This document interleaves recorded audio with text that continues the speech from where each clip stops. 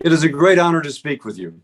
President Moreno is a tough act to follow, but I'll give you the perspective from the United States Senate, at least of one senator. You mentioned that the region is having trouble. I agree with that. And we know countries such as Cuba, Nicaragua, Venezuela, but we can see that the pandemic hitting everywhere with sharp declines in gross domestic product, that many countries are considering some sort of right or left populism. And I think history tells us that this right or left populism, this extreme socialism or communism, replaces rule of law with political favors to the groups needed to preserve power of a ruling elite. Now, if we're going to have prosperity, we've got to have liberty and rule of law. We have to implement and preserve both. If you undermine rule of law, you first destroy liberty, then you destroy prosperity. So the question is, can we rely upon government to balance liberty and rule of law? That is a question for every government. Daniel Patrick Moynihan was a great political philosopher and senator in the United States. And he once said, the central conservative truth is that culture matters most. And the central liberal truth is that politics can change government. So if you have a government which has one set of laws for the well-connected or the favored, and another for everybody else, the positive culture needed for flourishing civic institutions, the trust and confidence for investment, both by people who live there and by those from outside the country, is destroyed. And what I hear as I speak to people from Latin America, that despite the essential nature of government, they have found that the government can be the enemy of liberty and rule of law. Not every country, but that is their concern in many countries. So there's a paradox. Government is needed to preserve the liberty, the rule of law, the prosperity that we all strive for, and yet at times government seems to stand in the way. Now, I love political philosophers. That's why it is an honor to speak with you, knowing that people in this audience have contributed greatly to such political philosophy. But Friedrich Hayek, who's so influential, said that order can be achieved more effectively by decentralizing decisions. And I think that's a corollary. Lord Acton once said, the first part of his famous statement, power corrupts. So if you have a society in which to start a business, you must pay bribes to get a permit, or that there's government policies that limit consumer rights or give concessions that limit competition, so therefore everybody pays more for whatever product it is, that destroys confidence. It lowers the standard of living for the great mass of people, and it again discourages investment by others. But you know, if we're going to speak about philosophy, you also have to speak about solutions, or else otherwise philosophy is empty words. And we're living in an incredible age. We're living in what history will describe the age of technology. And the interesting thing to me is that Latin American countries are among those worldwide who are leading the implementation of tech solutions. There is an 8-country coalition in Latin America that is implementing a distributed ledger blockchain called Cadena in order to facilitate trade between their countries. I am encouraging our customs border protection to join with Cadena, our own blockchain system, to increase this ease of transaction. And just one example of why this may make a difference. Imagine that there are goods going from the United States to Guatemala, but the invoice goes through a third country. The invoice can be marked down currently so that when the invoice arrives in Guatemala, marked down, Guatemala receives less revenue. And less revenue, therefore, for social services, to develop infrastructure, to otherwise provide essential services government must. Latin America is taking the lead in this. I'm told the Chilean stock market is among the first in the world using distributed ledger blockchain for certain types of stock transactions.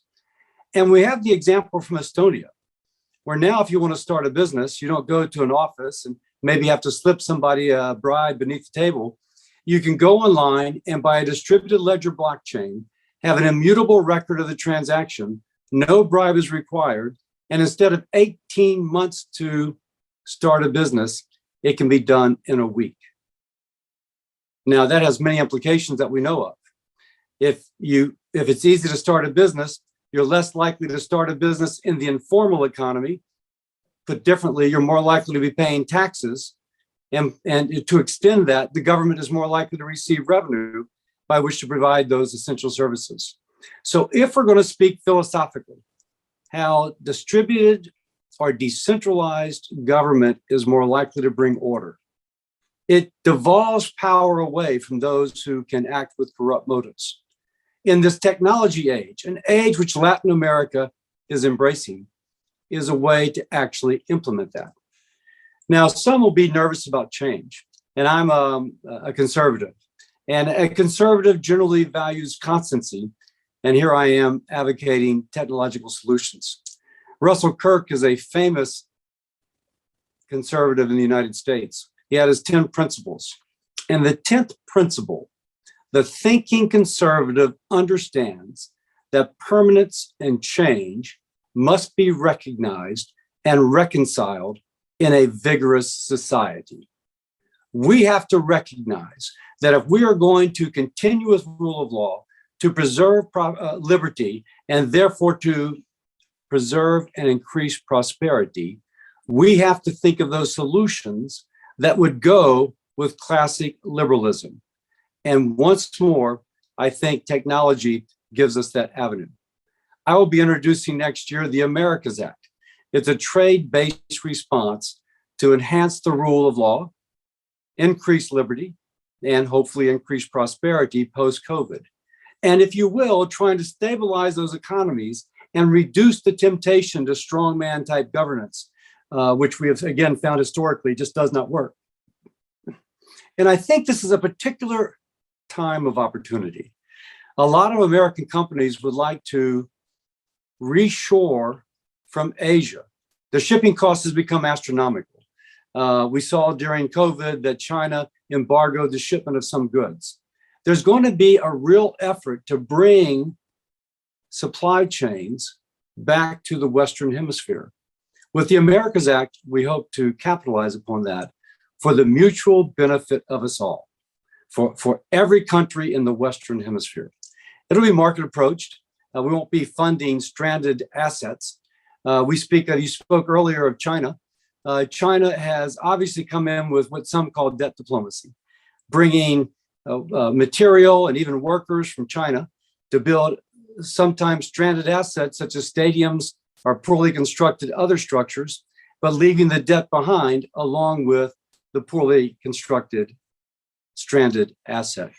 I'm hoping with the Americas Act that we can have an alternative to this debt diplomacy, something in which we know historically that mutually beneficial, well-regulated trade using technology in order to hopefully weed out the corruption will be greater than the sum of the parts, and that all will benefit.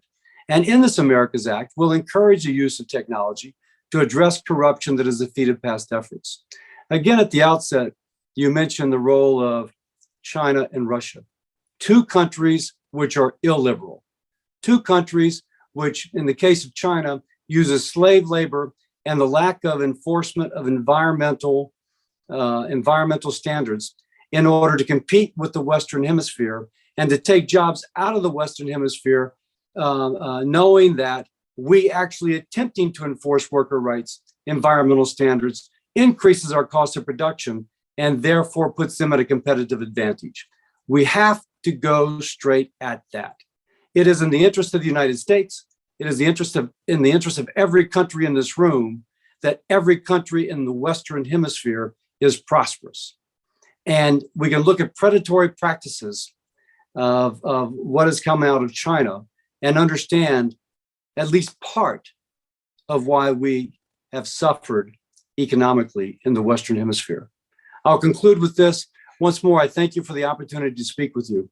I think we're all united, but I will say once more, we need prosperity in our hemisphere. COVID has had an impact on public health, but also on economic health for our country, for the individual, for the family. And to do this, we're going to have to preserve, in some cases, reinstate rule of law when it comes to trade and civil rights, to preserve liberty. And with this, I believe, and with the aid of something such as the Americas Act and other policies, we will restore prosperity. Thank you very much for your attention.